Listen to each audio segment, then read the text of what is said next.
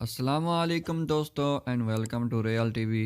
دوستو، آج کی اس ویڈیو میں جو کہانی میں آپ کو بتانے جا رہا ہوں یہ ایک ناقابل یقین کہانی ہے، لیکن اس سے ایک بات ضرور ثابت ہوتی ہے کہ ہم سب لوگ جو اکثر زندگی میں کچھ نہ کرنے کے بہانے ڈھونڈتے ہیں وہ زندگی میں محنت کر کے بہت کچھ کر سکتے ہیں اگر ہم محنت کریں۔ یہ کہانی محمد صابر عارف کی ہے۔ صابر کا تعلق لاہور سے ہے اور ان کی پیدائش ایک جھونپڑی میں ہوئی تھی۔ جیسا کہ آپ کو پتہ ہی ہے کہ جھونپڑی میں نہ تو بجلی ہوتی ہے اور نہ ہی کوئی اور سہولیت۔ صابر کا تعلق ایک انتہائی غریب خاندان سے ہے۔ ان کا والد گدھا گاڑی چلاتے تھے اور ان کی والدہ گھروں میں کام کر کے بڑی مشکل سے اپنے بچوں کا پیٹ پالتی تھیں۔ خود صابر کوڑا اٹھایا کرتے تھے اور کبھی کبھی اپنے والد کے ساتھ گدھا گاڑی بھی چلایا کرتے تھے۔ اس کے علاوہ صابر بسوں میں پانی بھی بیچا کرتے تھے، لیکن صابر کے مطابق بے انتہا غربت سے بھی بڑا مسئلہ وہ احساس کمتری تھی جو بچپن سے ہی ان کو لوگوں کی طرف سے ملی تھی۔ 5 سال کا صابر روزانہ صبح کوڑا اٹھاتے تھے اور کوڑا چننے کے لیے لاہور شہر کی طرف نکل جاتے، لیکن اسی احساس کمتری نے صابر کے دل میں پڑھنے کی خواہش پیدا کر دی۔ صابر کے مطابق وہ کوڑا چننے اور کوڑے میں پڑے ہوئے اخباروں کو گھر لے کر آتے اور سارا دن پڑھنے کی کوشش کرتے تھے۔ صابر کے کزنز اور ان کی جھونپڑی میں رہنے والے ان کے دوست ان کا مذاق اڑایا کرتے تھے کہ یہ پاگل ہو چکا ہے۔ ان کو ڈانٹ تک پڑتی تھی کہ ان کاموں میں اپنا وقت ضائع کر رہا ہے، لیکن صابر کے دل میں پڑھنے کی بے حد زیادہ خواہش تھی اور اسی خواہش نے صابر کو ایک سکول میں پہنچا دیا۔ لیکن صابر کو کوڑا چن کر سکول کی فیس بھی دینی ہوتی تھی اور اس لیے صابر صبح سویرے اٹھتے اور کوڑا چننے نکل جاتے تھے اور پھر واپس آ کر سکول چلے جاتے اور سارا دن سکول میں گزارا کرتے تھے۔ صابر کے مطابق سکول میں بھی ان کا مذاق اڑایا جاتا تھا، ان کو طرح طرح کے ناموں سے پکارا جاتا تھا۔ صابر کے مطابق ان کے ٹیچر سمجھتے تھے کہ یہ کوڑا چننے والا لڑکا ہے اور اس کا دماغ کام نہیں کرتا، لیکن ان ساری باتوں نے صابر کو مزید ہمت دی۔ دوستو، صابر کو انگریزی سیکھنے کا بے حد شوق تھا۔ یہ 5ویں اور 6ٹھی کلاس سے ہی انگریزی سیکھنا شروع ہو گئے تھے۔ صابر کے مطابق ان کو پتہ تھا کہ اگر اس نے انگریزی بولنا سیکھ لی کہ لوگ ان کو مختلف انداز میں ٹریٹ کریں گے۔ اور دوستو، ہمارے معاشرے کا سچ بھی یہی ہے، چاہے آپ کو پسند آئے یا نہ آئے۔ شروع میں تو صابر کو انگریزی پڑھنا تک نہیں آتی تھی، لیکن دن رات انگلش اخبار پڑھ پڑھ کر انہوں نے انگریزی سیکھنا شروع کر دی۔ ایک کلاس میں صابر نے 800 میں سے 675 نمبر لیے اور ان کو لاٹری کلب لاہور میں 300 کی اسکالرشپ بھی ملی۔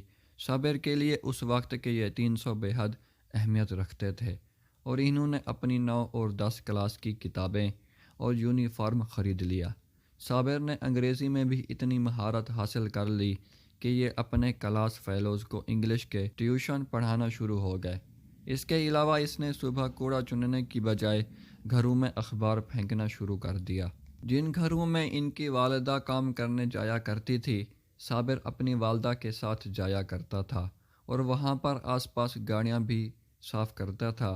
صابر کے لیے ایک ایک روپے کی اہمیت تھی۔ صابر کو پڑھنے کی اتنی بے حد خواہش تھی کہ یہ سکول کی کتابوں کے علاوہ مختلف کتابیں پڑھا کرتے تھے۔ صابر کے مطابق ان کی والدہ ان کے شوق کو دیکھتے ہوئے ان کے لیے ردی کی دکان سے انگلش کی کچھ کتابیں خرید کر لے آئیں۔ ایک مرتبہ ان کی والدہ نے ان کو ایک ردی کی دکان سے ایک ناول لا کر دیا۔ صابر کے مطابق اس ناول کا نام گریٹ ایکسپیکٹیشن تھا اور اس ناول نے ان کی زندگی تبدیل کر کے رکھ دی۔ اس ناول میں بھی ان کے جیسا ایک کردار تھا جو اپنی محنت سے کامیاب ہو جاتا ہے اور صابر نے خود کو وہی کردار سمجھنا شروع کر دیا۔ صابر نے اسی طرح میٹرک پاس کی اور دیکھتے ہی دیکھتے ایک ڈگری بھی حاصل کر لی اور اب یہ مختلف جاب بھی کرنے لگے۔ اس کے علاوہ یہ سوشل ایکٹیو بھی بن گئے۔ انہوں نے لکھنا بھی شروع کر دیا اور بچوں کو ٹیوشن بھی پڑھاتے تھے۔ صابر کے مطابق ان کی پروفائل ہی تبدیل ہو گئی۔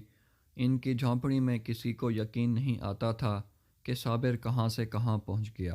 دوستو، صابر کے اپنے مطابق پڑھائی لکھائی نے ان کے اندر احساس کمتری کو ختم کر دیا تھا۔ جو لوگ ان کو کچھ نہیں سمجھتے تھے، یہ ان لوگوں سے اب فخر سے ملنے لگے تھے۔ 2012 میں ایک دفعہ صابر کی ملاقات لاہور کے پروگرام میں ایک امریکی خاتون سے ہوئی۔ وہ صابر کی کہانی سن کر بے حد حیران ہوئی۔ انہوں نے صابر کو امریکہ ایک پروگرام کے لیے بلایا۔ یہ ایک امریکن لیڈرشپ پروگرام تھا جس میں پاکستان سے صرف 15 لوگوں کو منتخب کرنا تھا اور ان کو 10 ہفتوں کے لیے امریکہ بھجوانا تھا۔ صابر کو بالکل بھی یقین نہیں تھا کہ وہ اس پروگرام میں سلیکٹ ہو جائے گا۔ ان کا پاکستان میں بھی ایسا کوئی جاننے والا نہیں تھا جو ان کا لیٹر آف ریکمنڈیشن بھی لکھ سکے۔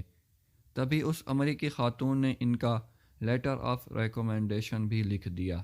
دوستو، جب انسان محنت کرتا ہے تو قسمت بھی ان کا ساتھ دیتی ہے۔ صابر کو منتخب کر لیا گیا۔ صابر امریکہ پہنچ گئے۔ ان کو اس وقت کے امریکی صدارتی انتخابات میں پولیس اسٹیشن کی بھی سیر کرائی گئی۔ دوستو، ایک کوڑا چننے والا اور ایک گدھا چلانے والا بچہ اب امریکہ میں صدارتی انتخابات کو وٹنس کر رہا تھا۔ صابر کی ملاقات دنیا بھر کے لوگوں سے ہوئی جن سے ان کی خود اعتمادی میں اضافہ ہو گیا۔ پاکستان واپس آ کر انہوں نے ایک آرگنائزیشن سیٹ اپ کر لیا جو نہ صرف پاکستان بلکہ دنیا بھر کے غریب بچوں کی ضروریات کا خیال بھی رکھتی تھی۔ صابر نے اپنی جھونپڑی میں کافی سہولیات بھی فراہم کیں، کیونکہ ان کے مطابق جھونپڑی میں صرف ٹوائلٹ نہ ہونے کی وجہ سے کافی لوگ بیمار ہو کر مر جایا کرتے تھے۔ 2014 میں اور پھر 2015 میں صابر پھر سے مختلف کانفرنس میں شرکت کرنے امریکہ چلے گئے۔ اس کے علاوہ 30 سالہ صابر کئی ممالک کا سفر بھی کر چکے ہیں اور اب اپنی ایک آرگنائزیشن چلا رہے ہیں۔ دوستو، ایسی کئی کہانیاں ہمارے ارد گرد موجود ہیں۔ نہ صرف ایک ملک میں بلکہ پوری دنیا میں ایسے بیشتر لوگ موجود ہیں جو ایک وقت تھا کہ ایک وقت کی روٹی کو بھی ترسا کرتے تھے، لیکن اپنی محنت سے زندگی میں ضرور کامیاب ہوئے۔ دوستو، مجھے امید ہے آج کی یہ ویڈیو آپ کو اچھی لگی ہوگی اور آپ کی انفارمیشن میں اضافے کا باعث بنی ہوگی۔ اگر اچھی لگی ہے تو لائک کر دیں اور میرے چینل کو سبسکرائب بھی کر دیں۔ اپنا بہت سارا خیال رکھیے گا۔ اللہ حافظ۔